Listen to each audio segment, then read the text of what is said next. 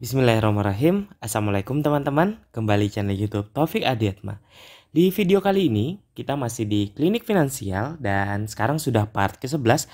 Dan sekarang kita akan membahas kapan sih bolehnya untuk memulai dari suatu investasi. Mengapa saya membuat video ini? Karena dari beberapa media sosial yang saya lihat, dari beberapa teman-teman juga yang saya follow, itu mungkin kebanyakan sekarang latah seperti itu untuk langsung memulai investasi. Padahal kalau dalam suatu pengaturan keuangan atau manajemen keuangan, investasi itu berada di posisi yang paling terakhir seperti itu. Setelah teman-teman bisa untuk mengatur keuangan dengan baik setiap bulannya. Jadi, bagaimana sih step yang baik dan yang benar seperti itu dalam memulai suatu investasi? Seperti dari klinik finansial part ketiga hingga part ketujuh yang sudah saya buat, yang membahas mengenai bagaimana cara mengatur keuangan hingga kita bisa memulai investasi. Kita akan rekap lagi atau kita akan ulang lagi, bahas kembali mengenai bagaimana dari step-step untuk memulai investasi itu. Yang paling penting dan yang paling utama, teman-teman bisa lihat dari hierarki ataupun dari piramid Maslow berikut ini, dikatakan bahwa pemenuhan yang paling awal dari seorang manusia untuk hidup itu adalah pemenuhan untuk kebutuhan fisiologis seperti untuk makan, minum, tempat tinggal, pakaian, dan yang lain sebagainya. Ini adalah yang paling utama untuk teman-teman penuhi atau harus teman-teman atur seperti itu dalam setiap bulannya. Nah, mungkin teman-teman pernah menonton ataupun yang belum menonton bisa lihat di link sebelah kiri atas ini bagaimana cara yang baik untuk mengatur keuangan yang sudah pernah saya buat di video klinik finansial part ketiga, yakni kalau untuk pengaturan keuangan, teman-teman juga harus melalui beberapa stepnya, yakni yang pertama adalah komitmen untuk mengatur keuangan tersebut dengan baik, pengeluarannya bisa diatur dengan baik, karena kalau misalnya kita tidak menganggap pengaturan keuangan itu sebagai hal yang penting, tentunya nanti malah akan boros dan uang tersebut tidak akan teratur dengan baik. Jadi keluar begitu saja tanpa ada yang bisa kita catat dan bisa kita hitung setiap bulannya. Itu perlunya sebuah komitmen dalam memulai pengaturan keuangan. Kemudian yang kedua adalah hitung berapa aset yang kita miliki sekarang dengan hutang. Seandainya teman-teman ada yang masih memiliki cicilan seperti itu yang sedang berjalan. Karena itu nanti akan menentukan cara kita membagi keuangan atau membagi pos-pos keuangan kita di setiap bulannya. Kemudian catat secara terperinci buat teman-teman yang mungkin baru pertama kali mencatat keuangannya atau mencatat pengeluarannya. Catat pengeluaran bulanan itu secara terperinci bisa menggunakan aplikasi handphone yang lebih gampang sekarang, ataupun mungkin teman-teman yang masih terbiasa mencatat di buku, lebih baik juga untuk mencatat di buku. Setelah kita tahu pengeluaran bulanan kita itu berapa secara estimasinya atau rata-ratanya setiap bulan, kita bisa mengalokasikan pendapatan bulanan kita tadi dengan penyesuaian yang kita bisa atur masing-masing. Lalu setelah semuanya bisa diatur dengan baik dan sudah mempunyai posnya masing-masing, baru bisa memulai untuk investasi. Nah, setelah pengaturan keuangan tadi bisa diatur dengan baik, ada posnya yang tetap, selanjutnya teman-teman lihat apakah sudah ada dana darurat yang teman-teman miliki. Kenapa dana darurat itu penting? Karena dana darurat melihat dengan kondisi sekarang adalah uang cash atau aset tunai yang bisa teman-teman gunakan segera pada kondisi-kondisi yang sifatnya mendesak atau yang darurat.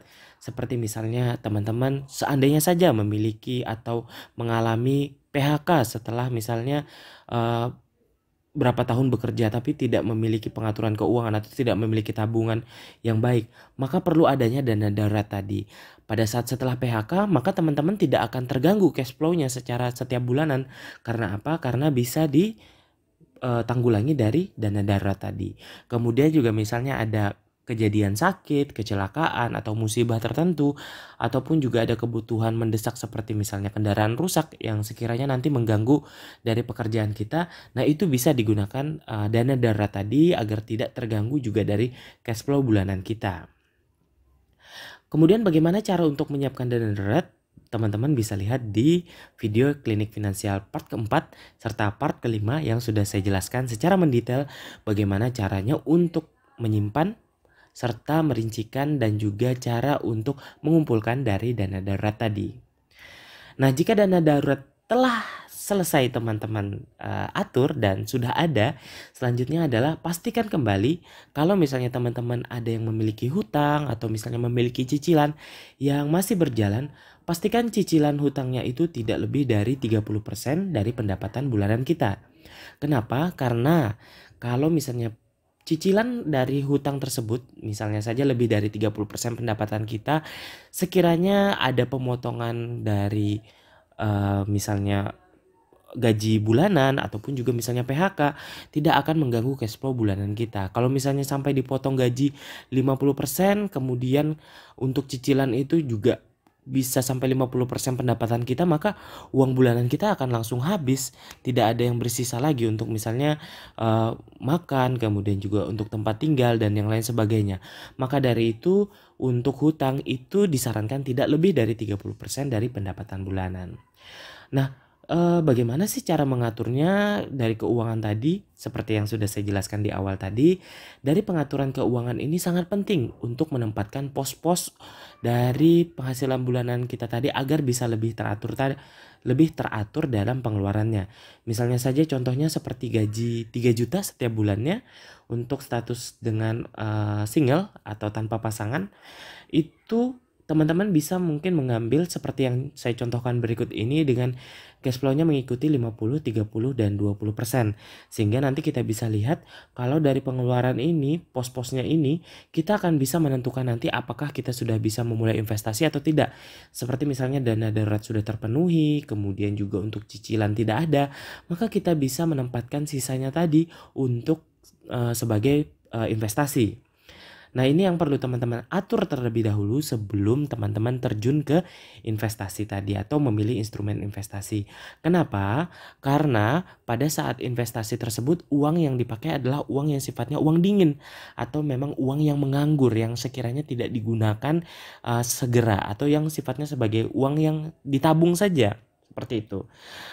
Kenapa harus menggunakan uang dingin tadi? Karena kalau teman-teman menggunakan uang panas istilahnya atau uang yang harus dianggarkan setiap bulan seperti misalnya untuk pengeluaran bulanan ini, itu tentunya nanti akan berakibat kalau misalnya teman-teman mengalami kerugian di investasi.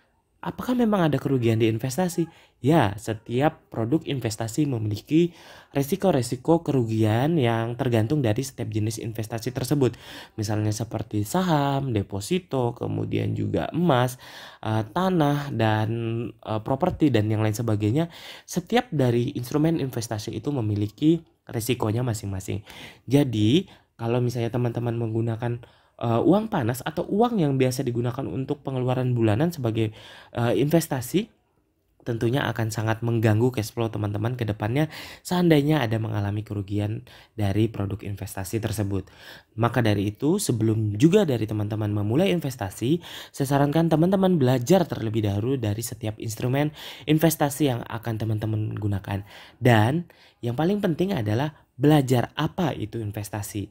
Mungkin teman-teman yang sebelumnya sudah menonton video part ke-5 dan part ke-7 sampai part ke-7 dari Klinik Finansial tentunya sudah paham seperti itu apa saja sih kunci dari investasi.